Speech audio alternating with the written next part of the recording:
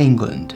Yes, England. It is a strange place to look for the origin of the Lombards, who migrated out of northern Germany and founded a kingdom in Italy.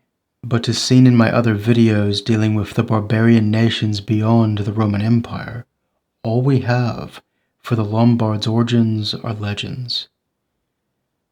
And in the Saxon language, which is what I call Old English, there are a couple references to a baby named Sciaffa, who comes out of the sea in Scandinavia in a makeshift skiff, sometimes a large leaf laid over a shield or a large basket of some kind, who was later chosen to be king of the Lombards.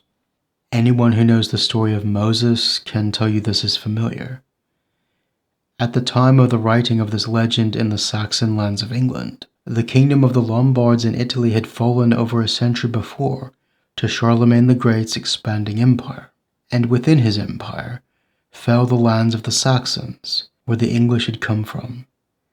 Now thinking of themselves as English, they were cut off from their ancestral lands in what is now the Netherlands, Germany, and Denmark. A Danish kingdom had risen through wars with Swedish usurpers, changing its culture. The Holy Roman Empire controlled the south, and with Britons to the west of England, the English of the late 9th century found themselves feeling very alone, as Vikings invaded from the northeast. By the turn of the 10th century, the English looked to their past to give them answers to the question, if we are not British like the Welsh, and we are neither the Holy Roman Empire with its Roman orientation, nor the rising kingdom of Denmark with an inheritance from further north without any Saxon heritage, who are we? In this lonely, confused moment of English history, an historian came to fame named Aethelweard, who wrote a Latin version of the Anglo-Saxon Chronicle. That this was in Latin is important, as Aethelweard was trying to expand the legitimacy of his people being in Britain. However, for the Lombards, he mentions King Sciaffa of the Lombards. He writes, "This Sciaf came in a light boat to an island in the ocean which is called Scani, and he was a young boy unknown to the dwellers of the land, but he was accepted by them and cared for like one of their kind, and afterwards they chose him king, from whose family descended King Aethelwulf." That the historian Aethelweard uses a mythical first king of the Lombards to give legitimacy to King Aethelwulf, who ruled over Wessex in the 9th century, is no coincidence. Claiming a bloodline overlapping in territorial claims with the Kingdom of Denmark, which held lands there far before the Kingdom of Denmark in the 9th century, was a political weapon. But it still was a myth, a story, built out of the Jewish symbolism in Christianity and geopolitical strategy. So who were these Lombards, and where did they come from? And why did they go to Italy to build a kingdom?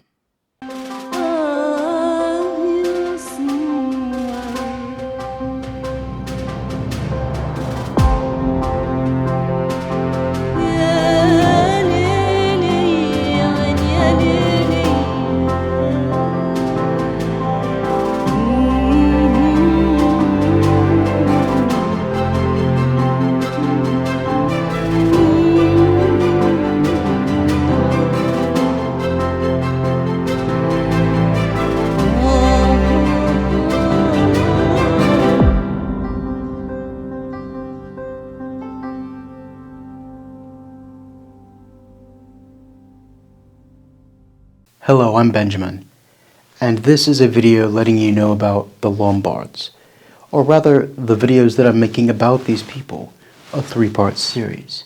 In video 1, which I have made, which I'll put down below, these people began around present-day Hamburg, in the north of Germany, possibly before that Scandinavia. They moved up the Elbe into present-day Czechia, down again through Germany into Austria, and then into Hungary, into Slovenia, and into Italy. It was a multi-century migration. And then after that, video 2. The second video will be about the Lombard kingdom, and what happened over the course of this kingdom. What is their legacy? What did they leave behind? What did they achieve? How did they fall? How did they come into conflict with the Pope, leading to Charles of the Franks, Charles the Great, Charlemagne, conquering them? Charles the Great's really his greatest glory was being crowned then, Emperor of the West. A new order was built out of the ashes of the Lombards. In their defeat, they brought glory to the West. But they weren't completely wiped out. In video 3, we explore the principality that held out in the south. I guess they wanted to go to beach in the Mediterranean. They weren't quite a kingdom, but they could still be regional players. And how did that slowly decline? What happened to lead to their end? I hope you enjoy this series that I'm making for you. When it's done, I'll put the full video. I'll combine all 3 videos so you can watch from the prehistoric myths of the north, their emergence into history as a kingdom and their fall into a gradually weakening principality in the south, all in one video. I'll put that at the end of this video when I'm done.